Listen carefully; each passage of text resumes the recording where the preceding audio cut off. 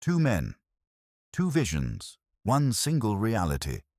One said that everything flows, that fire consumes, transforms, and nothing remains the same. The other replied that change is a lie, that your eyes deceive you, and only reason can reveal what truly exists. Heraclitus of Ephesus against Parmenides of Elea. They never met, they never debated face to face, but their ideas collided with such force that they split Greek philosophy in two. And to this day, more than 2,500 years later, this confrontation remains unresolved. Plato tried. Aristotle did too. Modern physics revisited the problem, and still the question remains open. Is the world constant change, or is there something eternal behind everything? This is the story of a debate that has crossed millennia, and one in which you may have already chosen a side without even knowing it. To understand this clash, we need to go back to a time when philosophy didn't yet exist as we know it. We're in the 6th century before Christ. Greece wasn't a unified country, but a collection of city-states scattered across the Mediterranean, each with its own customs, its own gods, its own laws. The world was explained through myths. Zeus ruled the sky. Poseidon stirred the seas, and if a harvest failed or a city was destroyed, the answer was simple. The gods were angry. But something began to change. In some of these cities, restless men started asking different questions. They didn't want to know which god caused the storm. They wanted to understand what the storm was. They refused to accept that the world was divine whim. They sought an order, a logic, a rational principle behind everything. These were the pre-Socratics, the first thinkers to abandon myths and investigate nature through the power of thought. Thales of Miletus said that everything came from water.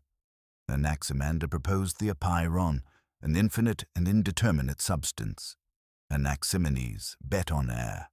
Pythagoras saw numbers everywhere, mathematical patterns governing the cosmos. The question that drove them was one and the same. What is the universe made of? What is the fundamental principle of all things? And it was in this landscape of bold inquiry that two thinkers emerged with radically opposite answers. One was born in Ephesus, a prosperous city on the coast of Asia Minor. The son of an aristocratic family, he despised the masses and wrote in riddles. His name was Heraclitus. The other was born in Elea, a Greek colony in southern Italy. He founded a school, wrote a philosophical poem, and claimed to have received the truth from a goddess. His name was Parmenides. They were about to lay the foundations of a confrontation that would shape the entire history of philosophy. A confrontation between movement and permanence, between the senses and reason, between the world we see and the world that truly is. Heraclitus was born around 540 BC in Ephesus, one of the wealthiest and most influential cities in Ionia, a region that belongs to modern-day Turkey. Ephesus was a center of commerce, culture, and religion. It housed the Temple of Artemis, one of the 7 wonders of the ancient world. Ships arrived from everywhere, bringing goods, ideas, and different peoples. But Heraclitus was not enchanted by any of this. He belonged to a noble lineage. Some historians say his family descended from the ancient kings of Ephesus. By birthright, he could have held political office, governed, accumulated honors. He refused it all. He gave up his privileges in favor of his younger brother and withdrew from public life. Heraclitus despised the masses. He despised the poets the people admired. In his fragments, he attacks Homer, Hesiod, Pythagoras, and Xenophanes. He considered most human beings incapable of understanding the truth, even when it was presented right before their eyes. It is said that he retreated to the mountains and lived as a hermit, feeding on plants and roots. His temperament was dark, his words cutting. For this reason, he became known as the Obscure One, not only because of the enigmatic style of his writings, but also because of his very stance toward the world. Heraclitus wrote a single work, of which only fragments have survived. Legend has it that he deposited this book in the temple of Artemis, deliberately difficult to understand, so that only the worthy could decipher his words. And what did those words say? That the universe is fire. Not literal fire, but a principle of perpetual transformation, the fire that ignites, consumes, and dies out, only to ignite again. Everything is in constant motion, everything flows, panta rhei. You cannot step into the same river twice, Heraclitus wrote, because the waters are already different, and you are already different too. For him, reality is not made of fixed things, but of processes. Day becomes night, cold becomes hot, the living becomes dead, and from the dead, new life is born. Change is not a flaw in the world, it is its deepest essence. But there was more. Heraclitus saw a hidden order behind this ceaseless flux. He called it the Logos, a universal reason that governs all transformations. The world appears chaotic to ordinary eyes, but whoever understands the Logos perceives that everything follows a logic, a harmony of opposites in eternal tension. War is the father of all things, he declared, not because he loved violence, but because he saw in conflict the very mechanism of the cosmos. Without opposition, there is no movement. Without tension, there is no life. Parmenides was born in Elea around 515 BC, about 25 years after Heraclitus. Elea was a smaller, more modest city, founded by Greek refugees fleeing Persian domination. It did not have the grandeur of Ephesus, but it became the birthplace of an intellectual revolution. Unlike Heraclitus, Parmenides was not a bitter loner. He was respected in his city, participated in political life, and according to some ancient accounts, helped draft the laws of Elea. He founded a philosophical school that attracted brilliant disciples, among them Zeno, famous for his paradoxes. Parmenides wrote a philosophical poem titled On Nature, but these were no ordinary verses. The poem begins with a mystical journey. The young Parmenides is carried by divine mares to the gates of day and night, where a nameless goddess receives him and reveals the truth about reality. And that truth was devastating. The goddess presents two paths. The first is the path of truth. Being is, and non-being is not. The second is the path of opinion. What mortals believe to be real, but is nothing more than illusion. For Parmenides, change is impossible. Think about it. If something changes, it ceases to be what it was and becomes what it was not. But non-being does not exist. Therefore, change presupposes non-being, and thus cannot happen. The same applies to movement, to plurality, to birth and death. All of these are illusions of the senses. True reality is one, eternal, motionless, and indivisible. Being simply is, complete, perfect, without beginning or end. The eyes lie, the ears lie. Only reason can reach the truth. Two men, two cities, two absolutely incompatible answers. Heraclitus said, everything changes, and change is the only constant. Parmenides replied, nothing changes, and change is a lie of the senses. One saw fire, the other saw motionless being. And Greek philosophy would never be the same. The ideas of Heraclitus and Parmenides did not remain confined to their cities of origin. They spread throughout the Greek world like ripples after a stone is thrown into water, and provoked intense reactions. Heraclitus, even in seclusion, became famous. His fragments circulated among thinkers, copied and debated. The obscurity of his words did not drive away the curious. On the contrary, it attracted them. There was something magnetic about this man who wrote in riddles and claimed that most human beings lived asleep, unable to perceive the logos that governed all things. His followers took the philosophy of flux to its ultimate consequences. The most radical of them was Heraclitus, who decades later would influence the young Plato. Cratylus claimed that Heraclitus had still been too moderate. If everything flows at every instant, he said, then you cannot step into the same river even once, because the river has already changed while you speak about it, and so have you, and so have the very words. Cratylus reached the point of refusing to use language. After all, if everything constantly changes, any word you utter will already be false the next instant. He began to communicate only with gestures, pointing at things in silence. It was flux taken to the extreme, and it was also a problem. If nothing remains, how is it possible to know anything, how to name, how to think? Heraclitus's thought, in the hands of his most radical disciples, threatened to dissolve the very possibility of knowledge. On the other side, Parmenides found a formidable defender, his disciple Zeno of Elea. Zeno was brilliant, provocative, and relentless. He was not content to repeat his master's theses. He decided to attack his adversaries with a devastating weapon, logic. "If you believe in movement and plurality," Zeno said, "then face my paradoxes." The most famous of them is the paradox of Achilles and the tortoise. Imagine a race between the swift Achilles and a slow tortoise. The tortoise starts with a small head start. Achilles runs to catch up, but when he reaches the point where she was, the tortoise has already moved a little further. He runs again to this new point, but she has advanced once more, and so on, infinitely. Logically, Achilles never catches the tortoise. Another famous paradox is that of the arrow. A fired arrow appears to be in motion, but at each individual instant, the arrow occupies a fixed position in space. If at each instant it is stationary, when exactly does it move? Movement, Zeno concludes, is an illusion.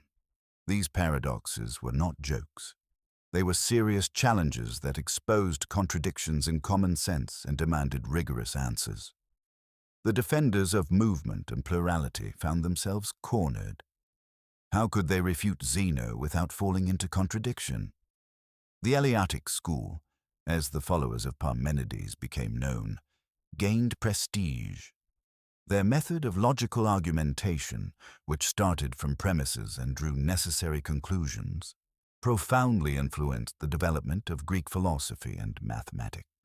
The clash between the two currents created an impasse. On one side, Heraclitus and his followers claimed that reality is pure change. But if everything changes all the time, knowledge becomes impossible. There is nothing stable to be known. On the other side, Parmenides and the Eleatics claimed that reality is absolutely motionless. But if nothing changes, how do we explain the world we see, the seasons that alternate, the beings that are born and die, the fire that burns and goes out? Both sides had powerful arguments, and both sides seemed unacceptable. Greek philosophy stood at a crossroads. A way out had to be found, or else accept that rational thought had reached a dead end. It was in this context that a new generation of thinkers emerged, determined to overcome the impasse. Empedocles of Agrigentum proposed that reality was not made of a single element, but of four: earth, water, air, and fire. These elements were eternal and unchangeable, satisfying Parmenides. But their combinations and separations generated all the variety and change we observe, satisfying Heraclitus. Love unites the elements, strife separates them, and so the cosmos oscillates eternally between union and fragmentation. Anaxagoras of Clazomenae went further. He proposed that everything contains portions of everything, and that a cosmic mind, the nous, organized matter and initiated movement. Nothing arises from nothing. Nothing disappears completely. It only reorganizes.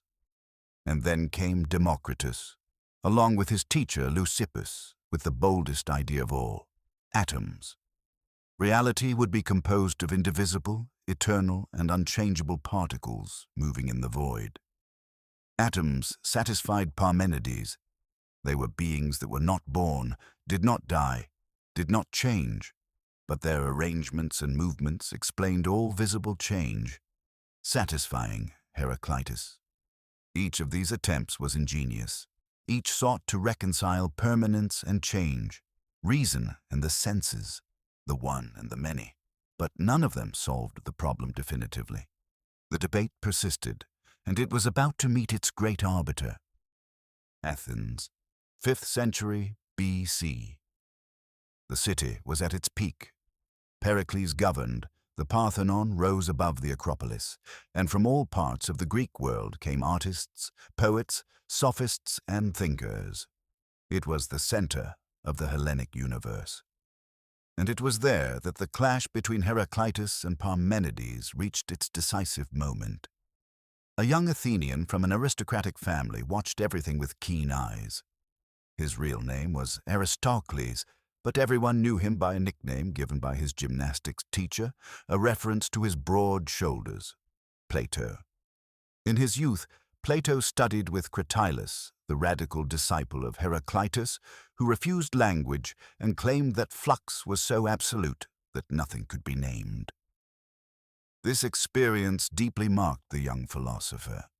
He understood the problem. If everything changes incessantly, how can we know anything? How can the word tree mean something if the tree of now is no longer the same as it was an instant ago? But Plato also met Socrates, and that encounter changed everything.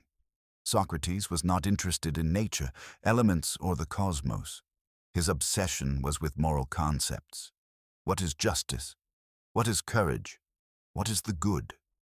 He wandered the streets of Athens asking uncomfortable questions, exposing the ignorance of those who considered themselves wise, seeking universal definitions that could withstand the scrutiny of reason.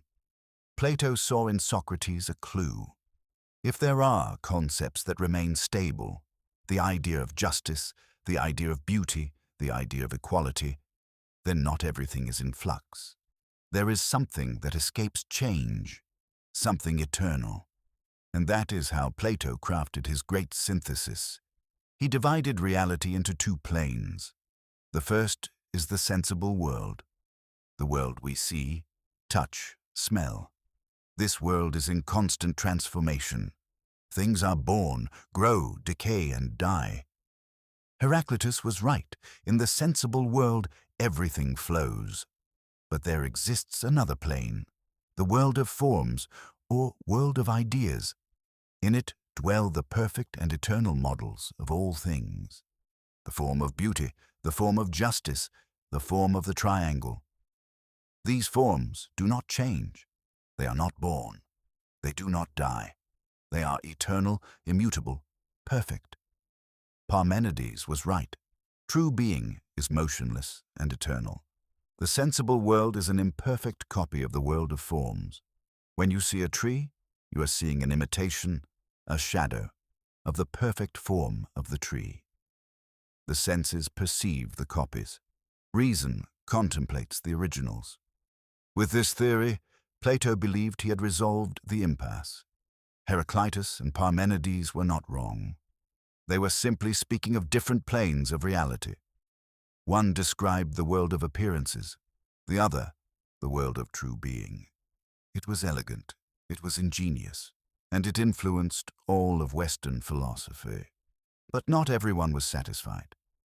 Plato's most brilliant disciple, and also the most rebellious, was a young man from Macedonia named Aristotle. He studied at Plato's academy for 20 years, absorbed everything, and then rejected much of it. Aristotle did not accept the radical separation between two worlds. For him, forms did not inhabit a separate realm. They were in things themselves. The form of a tree does not exist in some metaphysical heaven. It exists in the concrete tree before you. He developed concepts to explain change without falling into Heraclitus's absolute flux or Parmenides's total immobility. He introduced the notions of potentiality and actuality. A seed is a tree in potentiality. When it grows, it becomes a tree in actuality. Change is not a passage from non-being to being. It is the actualization of a potentiality that already existed. Aristotle also distinguished different types of causes and developed a sophisticated physics and metaphysics to account for the movement, generation, and corruption of things. It was another attempt at synthesis, another attempt to overcome the debate. And yet the problem did not disappear, because however ingenious the solutions of Plato and Aristotle were, they did not eliminate the original tension. Plato needed to postulate an invisible world of eternal forms, and this generated new problems. How do the forms relate to sensible things? How can the human soul know this other world? Plato himself, in his later dialogues, raised objections against his own theory. Aristotle, in turn, was criticized for not explaining where initial movement comes from. If everything that moves is moved by something else, what started it all? He postulated an unmoved mover, a first cause that moves without being moved. But didn't that strangely resemble Parmenides' eternal and motionless being? The debate continued, disguised, transformed, but alive. Heraclitus whispered behind every theory that emphasized becoming, history, time, transformation. Parmenides echoed in every system that sought the eternal, the necessary, the immutable, the logical structure of reality. And philosophy moved forward, carrying this tension like a wound that never fully heals. The debate did not die with the Greeks. It merely changed clothes and crossed the centuries. In the Middle Ages, Christian philosophy absorbed Plato and Aristotle, but the tension remained. Saint Augustine, in the 4th century, drank deeply from Platonism. For him, God was the eternal and immutable being, source of all forms, the light that illuminates human reason. The sensible world was fleeting, a land of exile, and the soul had to turn toward the eternal. Parmenides, baptized, resurged in the pages of the Confessions. Centuries later, St. Thomas Aquinas recovered Aristotle for Christian thought.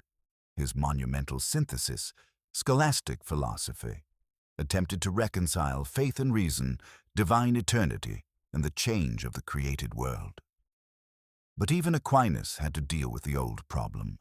How can an absolutely immutable God create, act, relate to a world in constant transformation? The tension between permanence and change, between the eternal and the temporal, ran through all of medieval theology. And when modernity arrived, it did not solve the problem. It merely reformulated it. In the 17th century, René Descartes sought an absolutely certain foundation for knowledge. He doubted everything, the senses, the external world, even mathematics, and he found solid rock. I think, therefore I am. The thought that doubts cannot doubt that it is doubting. There was the indubitable being, the fixed point from which to rebuild the entire edifice of knowledge. Descartes, without knowing it, was repeating Parmenides' gesture.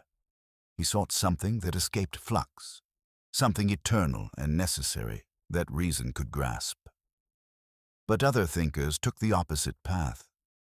In the 18th century, David Hume looked at the world and found no permanent substances.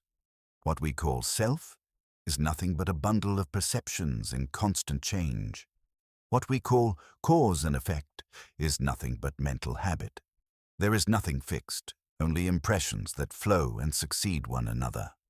Hume was the unwitting heir of Heraclitus. Reality dissolved into a flux of experiences, and reason found nothing solid to hold on to. The clash reached its climax in German philosophy. Immanuel Kant, awakened from his dogmatic slumber by reading Hume, attempted a new synthesis. He distinguished the world as it appears to us, phenomena, from the world as it is in itself, the thing in itself. Phenomena are subject to time and change, but the structures of human reason, the categories of understanding, the forms of sensibility are universal and necessary. Kant tried to save science and morality from Heraclitean flux without falling into the dogmatism of an inaccessible absolute being.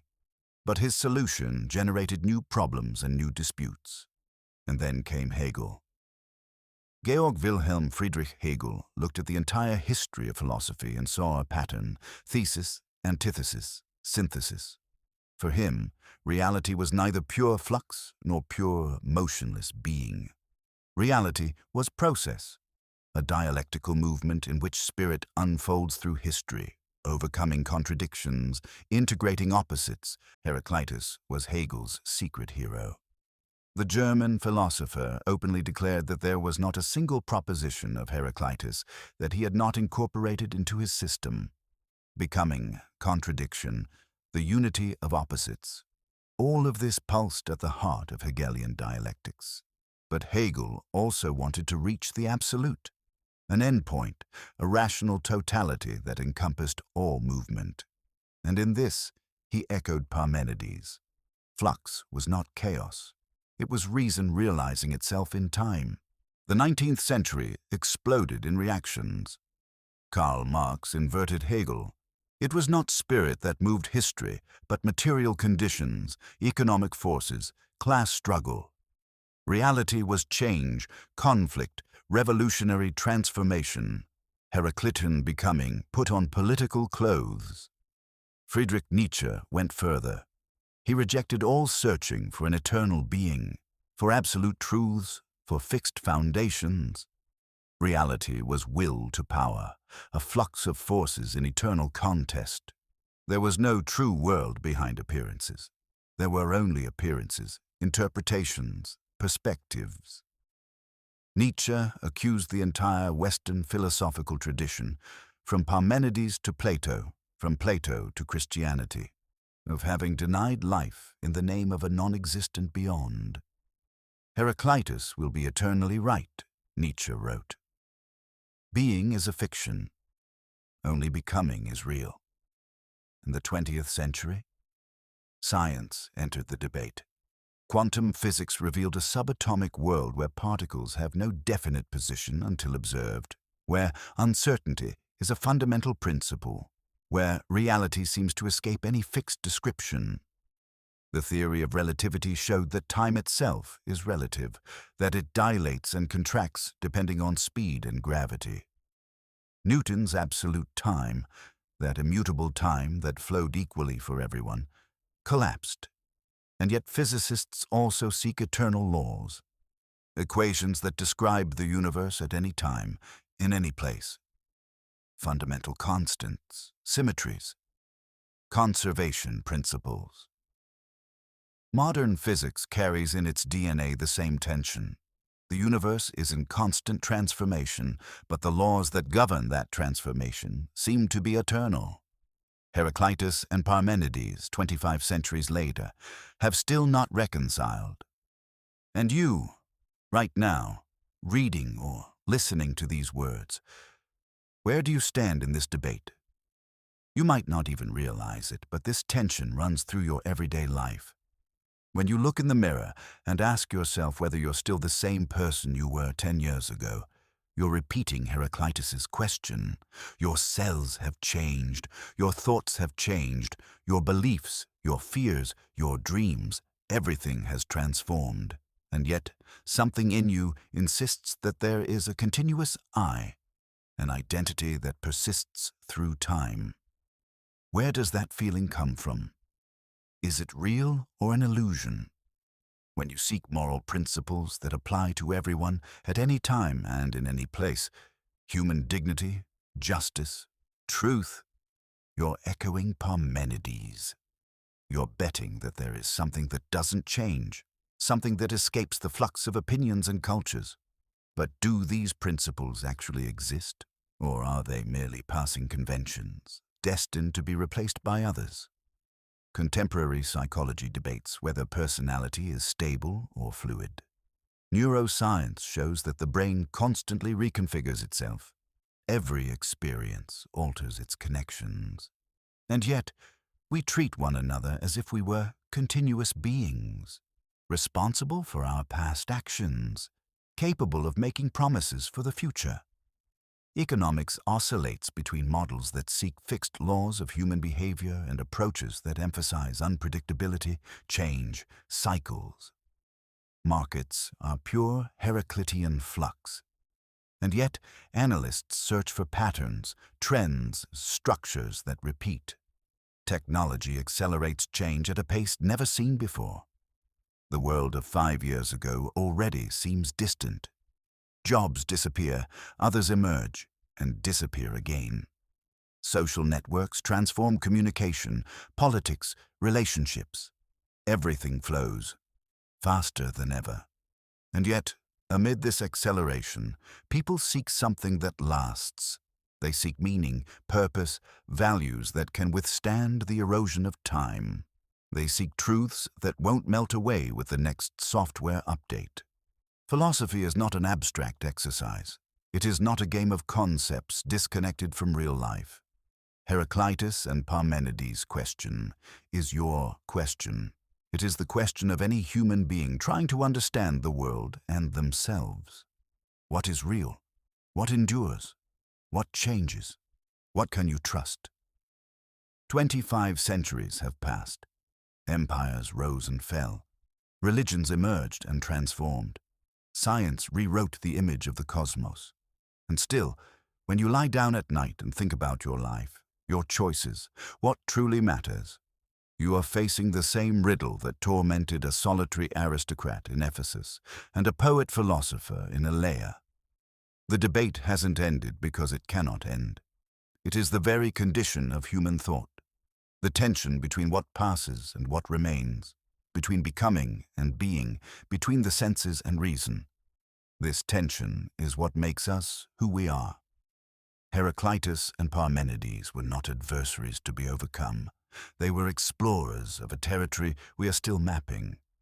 And perhaps wisdom lies not in choosing a side, but in learning to inhabit the tension. And you, after all of this, tell me, who do you think was closer to the truth? Heraclitus, with his world in flames and eternal transformation, or Parmenides with his motionless and eternal being that only reason can reach?